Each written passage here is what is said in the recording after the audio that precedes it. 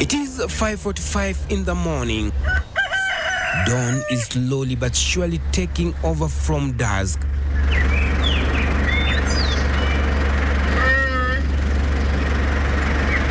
People are already starting their day off with the day's errands planned out. Learners too are up and about. The search for knowledge remains their true north, their guiding star in a journey punctuated by systematic challenges. All with one goal: education. It goes without saying that education is an equalizer. However, the reality is that access to quality education lacks equity, especially in rural areas where infrastructure, resources, and opportunities are limited. Will you take spoon, knives, what else? But as Joshua Onyango, not his real name, a head teacher in one of the public primary schools in Homa Bay County, explains the odds stacked against these learners are just too many. We have not embraced the CBC fully as it is required to give quality education. Therefore, more training of teachers is still needed. We still lack so many resources to embrace the system. We are still using the old method of 844, in most cases because of lack of those materials. We don't have laboratory, we don't have library, we don't have classrooms, enough classrooms to cater for these learners. Kenye inanisangaza mimi kama mzazi, sijui kama huyu government, watu wa government walikaa chini wakafikiria vizuri kweli kabla kuleta hii mambo ya CBC. Sana sana kama wazazi wenye hawana kitu, watasaidiaje watoto wao? Elimu ya Kenya imeisha. Juu unaweza pata mtoto mwenye anafaa kuwa daktari, atakuwa mwenye anaendeza boda. Juu ya nini? Ako public school, wenye wako private watakuwa madaktari, watakuwa pilots, watakuwa wakufanya vingi, watakuwa engineers, lakini watoto wa public school wanaumia. This is Andingopala Comprehensive Primary School. This is among several learning institutions that lack proper infrastructure and classrooms.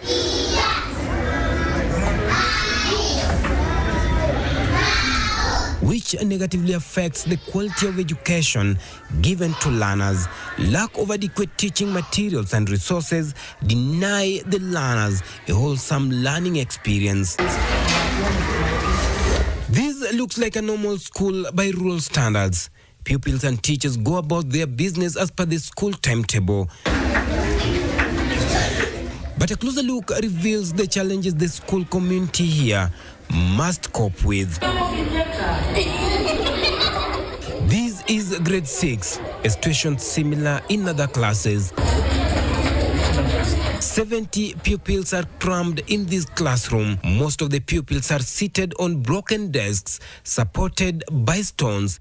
Very many things are wrong here, but the school management cannot correct them. Uliza, kuna pesa yenye ilitolewa ili ijengwe nayo madarasa ya CBC kule senior secondaries.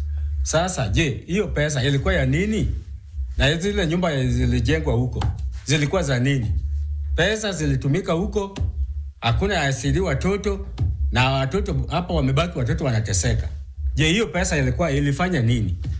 Juu sisi tunajiuliza kama wazazi. Tuko hapa, tuko stranded.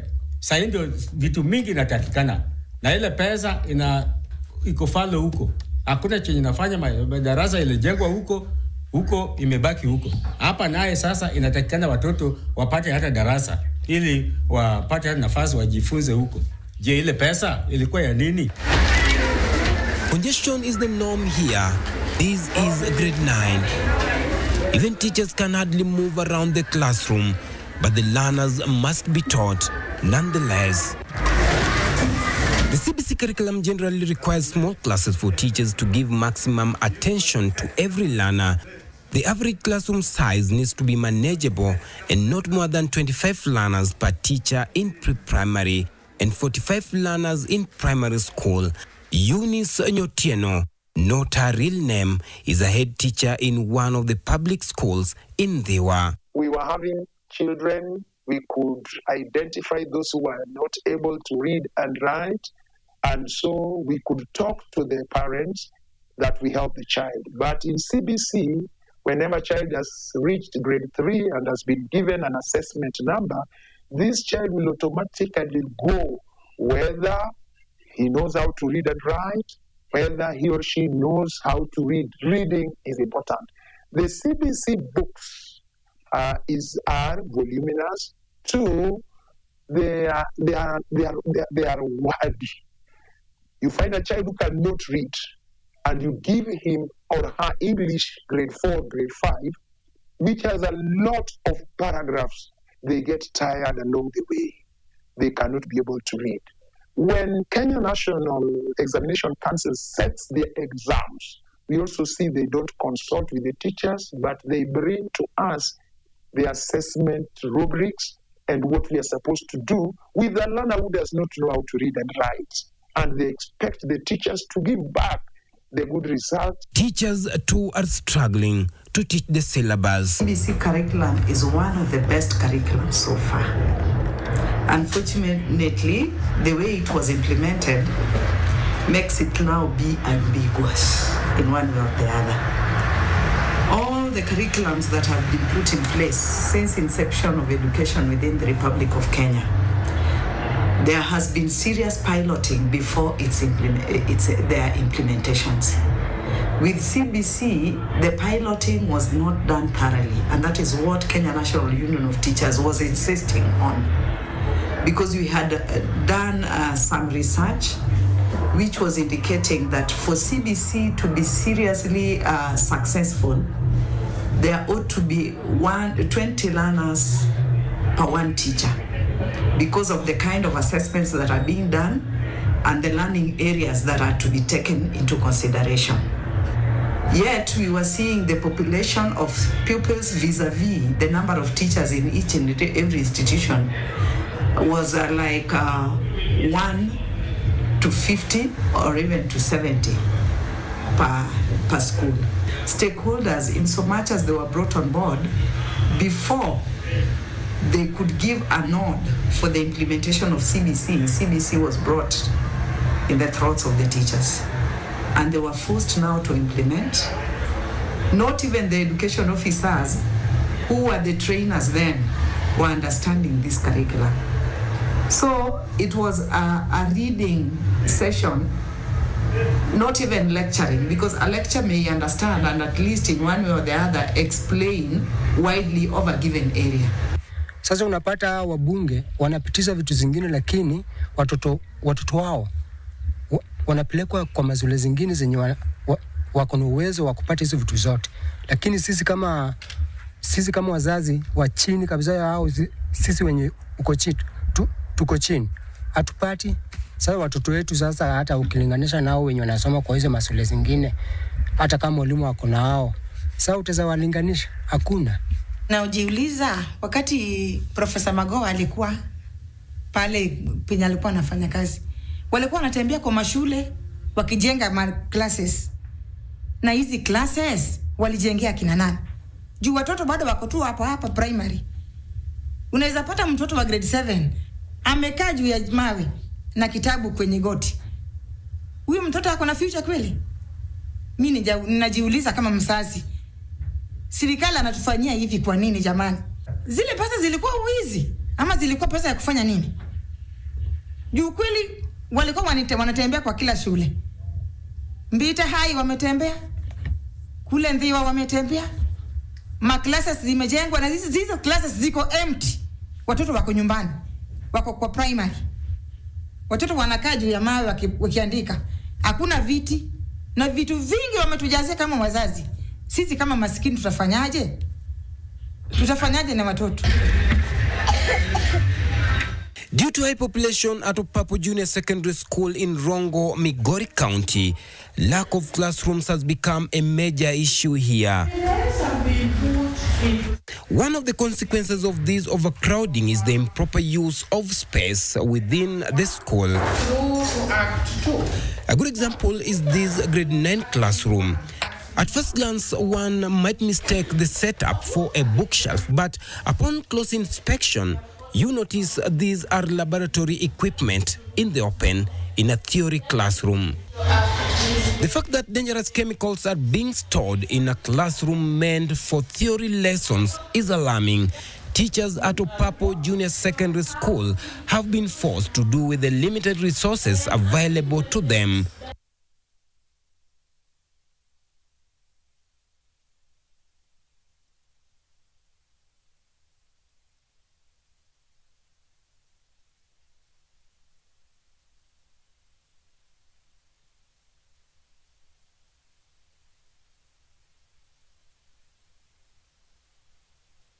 Jiuliza venye watoto wetu watakuwa kulingana na masomo ya hii CBC. Juu unapata hizi shule za academies, vitu ziko, computers ziko, vitu za masomo ziko ya kutosha. Lakini ukienda pale public schools, watoto wanaumia sana. So najiuliza watoto wetu watakuaje? Juu mtihani kija inaletwa pamoja. Hakuna difference ya academy na ya public school, zinakuja pamoja. Na unapata kama watoto wetu sasa wataumia wenye wako public. Wenye wako academy watapita vizuri, lakini wenye wako public wanaumia. In grade 8, science-related lesson goes on amid glaring hazards. We have also gotten into grade 8 just here, where the teacher of science was teaching science practical.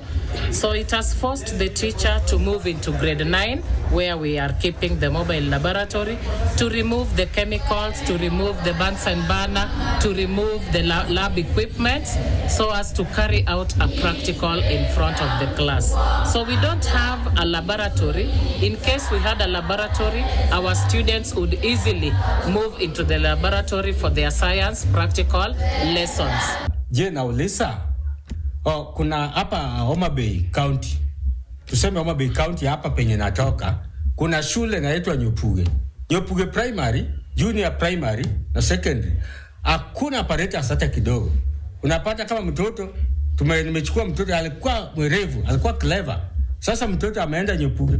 Hakuna hata chenye iko huko, hakuna laboratory. Na huko ukienda kama St. Patrick the Val, huko kuna apparatus. Unapata kama mtoto wanazoea apparatus, wanafanya nayo mazoezi. Sasa je, hii yetu watabaki wataendesha boda? Tunapoteza watoto sasa. Ataenda national kweli? Sasa hii ni kazi gani serikali wanatufanyia? Wanatupoteza watoto. Junior school learners at Opala in Dhiwa, Homa Bay County don't have a fully furnished laboratory.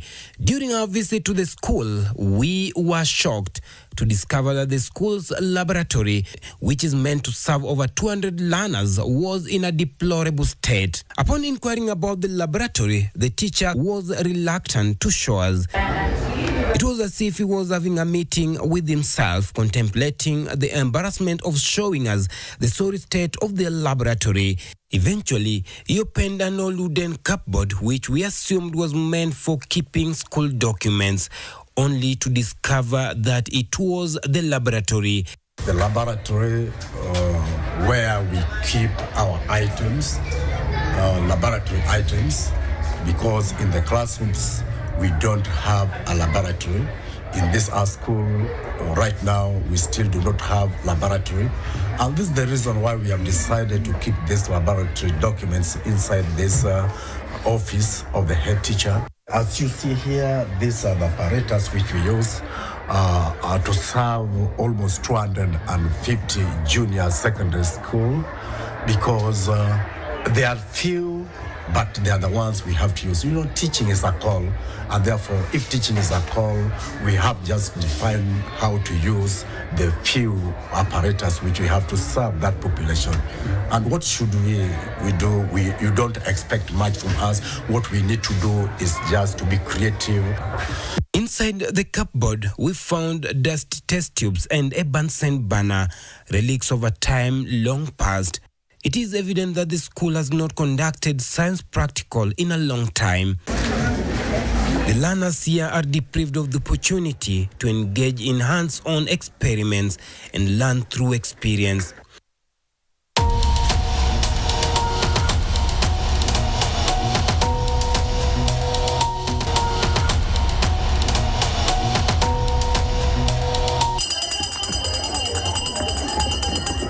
We are not happy, but this is the same government that we are serving, the same government that has given us this curriculum, the same government that insists that it must take place. So I am working for my employer and I must do what my employer wants. I am not a happy teacher because I'm not now producing what I want. The government gave us ultimatum. You must go. If you fail to go, you will be interdicted. So what can a teacher do? I must protect my job. I will go there. Whether I am understanding it or not, my presence is what the government wanted, not what I'm going to deliver and give to the child. Kwani 844 ilikuwa na shida gani? Hatujaona shida yenye ilikuwa na 844. Hii CBC kuna mambo mingi yenye tunaona bado hatujafikia. Hatujui itatupeleka wapi. The lack of proper laboratory equipment and resources not only hinders the learners' understanding of scientific concepts, but also dampens their enthusiasm for the subject.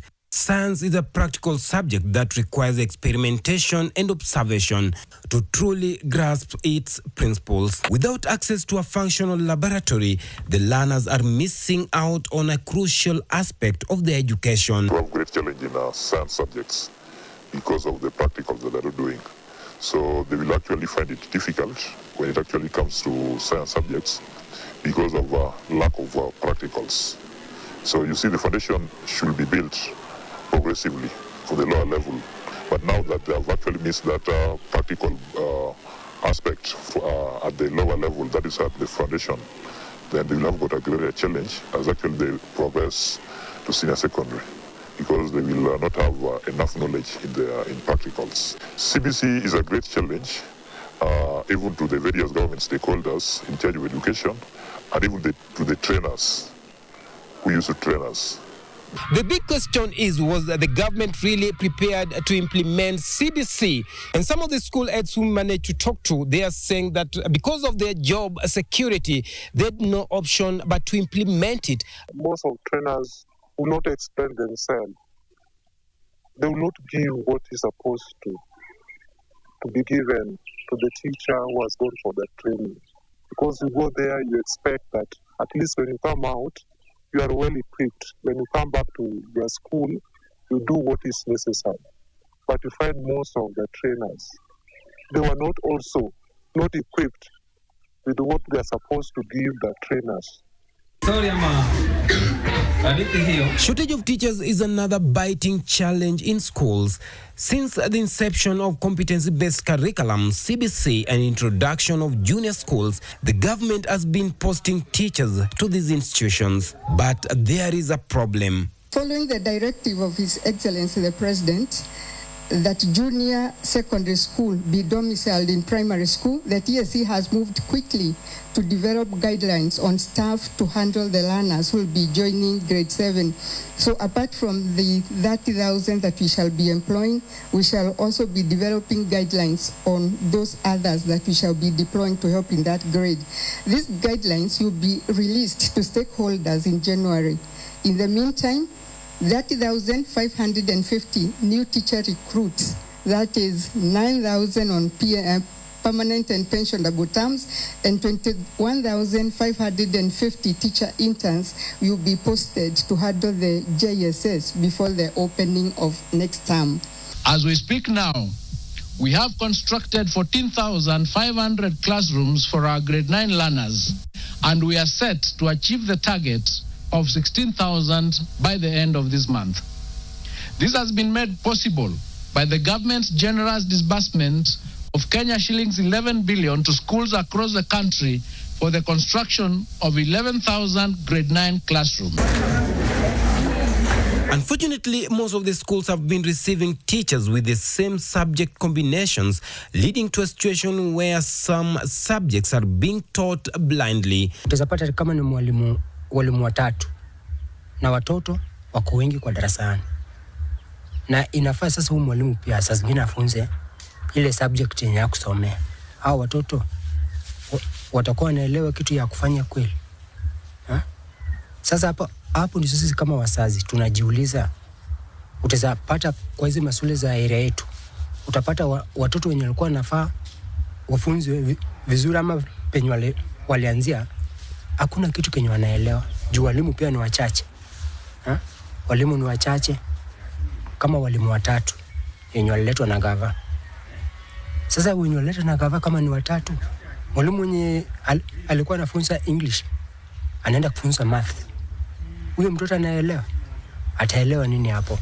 Sasa hapo tunaona ni kama hii mambo lazima waiangalie vizuri, ndio tuone vile hata sisi pia tuone watoto wetu wapate elimu poa. Many teachers have confessed to have been relying on artificial intelligence, AI, and Google to teach subjects that they are not familiar with. This has raised serious concerns about the quality of education that learners are receiving in these schools. During a visit to several junior schools, teachers made shocking confessions about the challenges they face.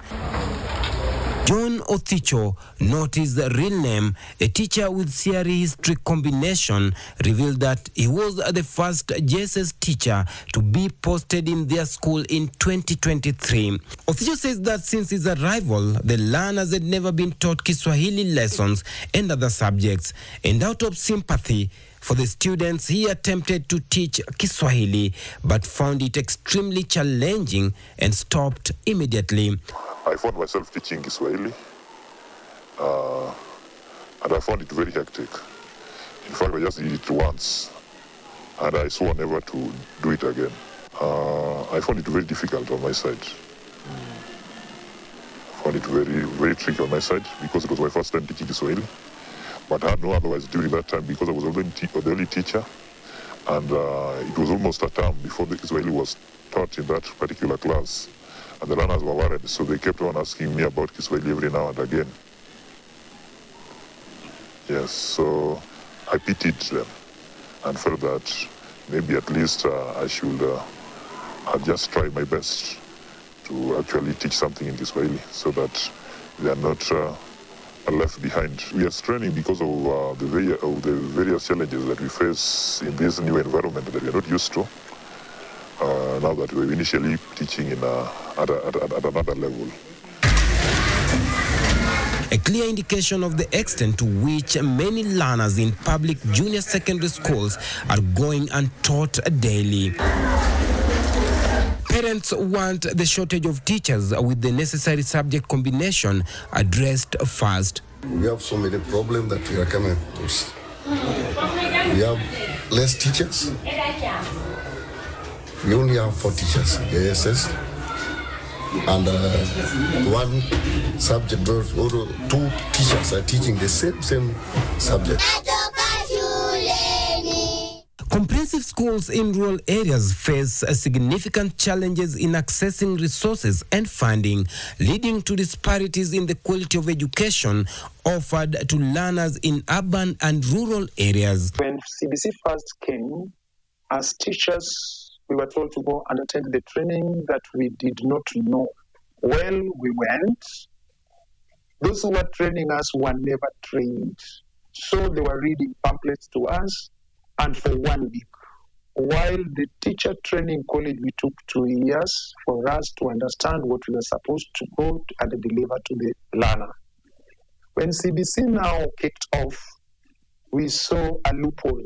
The Kenya Institute of Curriculum Design didn't consult with the teachers on the correct thing to give to a particular child of a particular age. you find a boy or a girl of grade 5 who is only 12 years old doing science and technology, something that you as a teacher, I met with it in Form 3.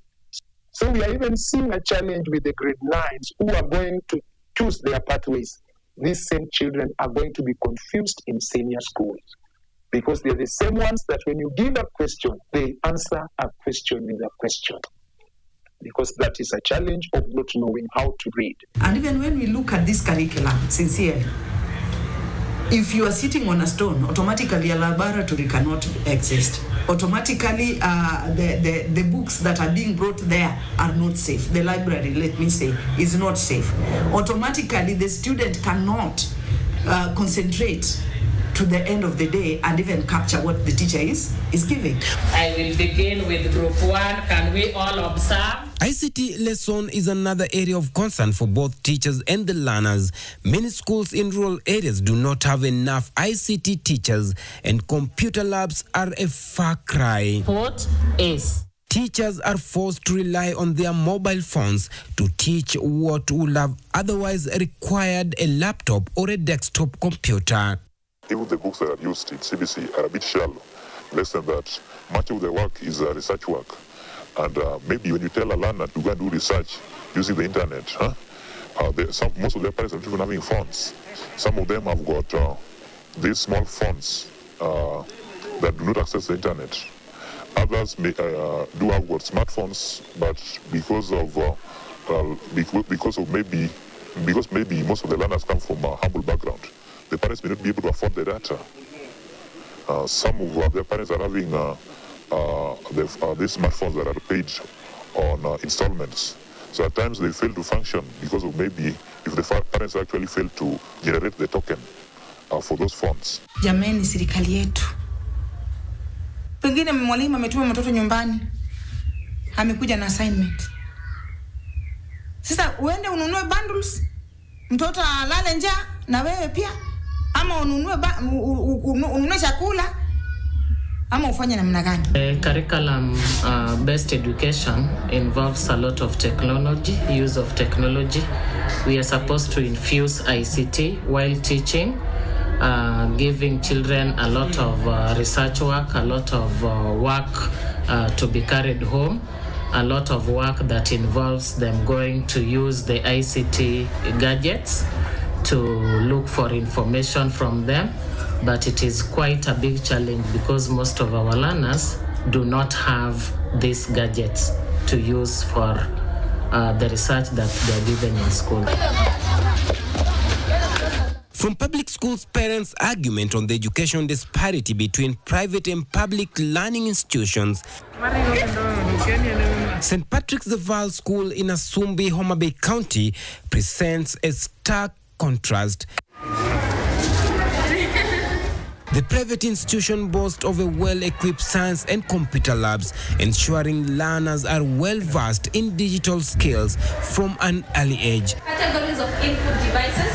Students here have access to modern technology, making research and learning seamless. And click a corresponding position. In the computer laboratory, each learner has a computer. They are well conversant with machines. They do their research alone and sometimes with the support of teachers. Moving to their science laboratory, we met grade 8 learners on set carrying out practicals, again with the support of their teacher. They have a fully equipped laboratory. The difference in resources is so evident that teachers in public schools often express a desire to move their students to private institutions for practicals, where teaching conditions and facilities are far superior. We really feel for students who are in public schools.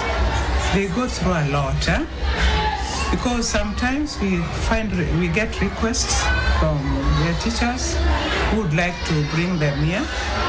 And because we feel for them, we don't even charge them. Once we have organized and we have got some ample time that they can come and learn, they just come and learn. You find that a student in grade 9 may not even know how a Bunsen burner looks like. Of course, he has seen it in the book, but he has not touched it. And you know very well, when you see and you do, you remember. So actually, students in public schools go through a lot because, and in the end, they are expected to do the same exam that the private schools will be doing. Yeah, for instance, even here, when it comes to technology, we have a computer room, which is equipped with computers, and learners are able to work on themselves on the computer. Parents with children in public schools are growing increasingly frustrated. They see their children struggling with the outdated learning methods, while their counterparts in private schools enjoy modern educational tools.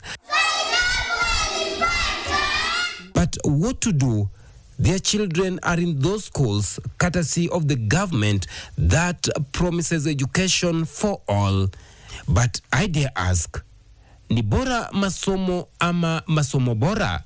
Bernard Ojwang, NTV.